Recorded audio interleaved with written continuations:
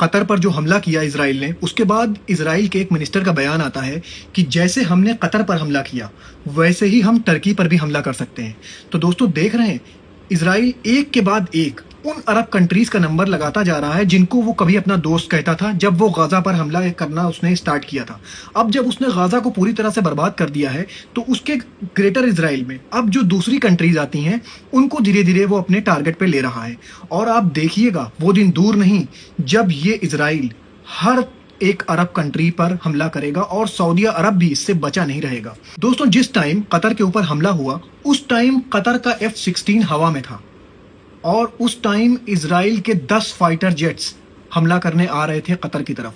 और ये इसराइल ने बहुत बड़ा हमला किया है कतर के ऊपर, क्योंकि 10 फाइटर जेट लेके किसी दूसरी कंट्रीज में जाना और वहां पे हमला करना एक बहुत बड़ी बात है।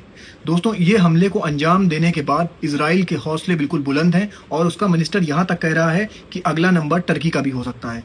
दोस्तों ये अरब कंट्रीज जितनी भी हैं ये इसराइल के साथ मिलकर चीजों को परफॉर्म कर रही हैं। अब बताइए उस टाइम जिस टाइम इसराइल ने हमला किया उस टाइम कतर का जो बेस्ट एयर डिफेंस सिस्टम है, जब ईरान कोई हमला करता है तो वो कतर का जो एयर डिफेंस सिस्टम है वो इसको इंटरसेप्ट कर लेता है। और जब 10 फाइटर जेट्स इसराइल के कतर के अंदर आए तो वो सारा एयर डिफेंस सिस्टम ऑफ था।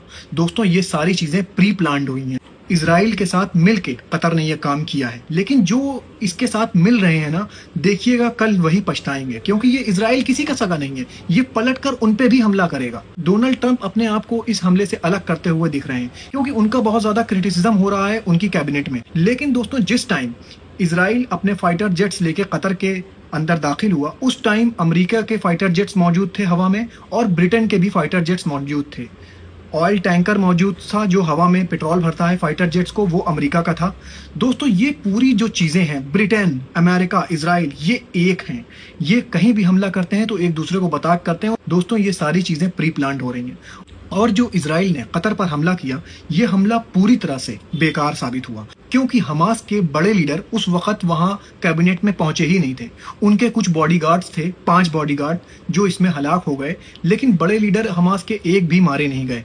इसलिए इसराइल का ये हमला पूरी तरह से नाकाम रहा। मैं आपको नेपाल की न्यूज बता दूं, नेपाल में पूरी तरह से तख्ता पलट हो गया है। वहां के प्राइम मिनिस्टर ने रेजिग्नेशन दे दिया है कि मिनिस्टर को दौड़ा दौड़ा कर मारा। वहां के फाइनेंस मिनिस्टर के मुंह पर कालिक पोत दी गई और वो अपने आप को बचाने के लिए नहर में कूद गया। प्रोटेस्ट का नाम था जेन जी। दोस्तों ऐसे ही अगर आपको मेरी न्यूज पसंद आती है तो मेरे चैनल को फॉलो करिए ताकि मैं आपको सुबह शाम लेटेस्ट अपडेट देता रहूं। और अपना बहुत ख्याल रखिए। शुक्रिया दोस्तों।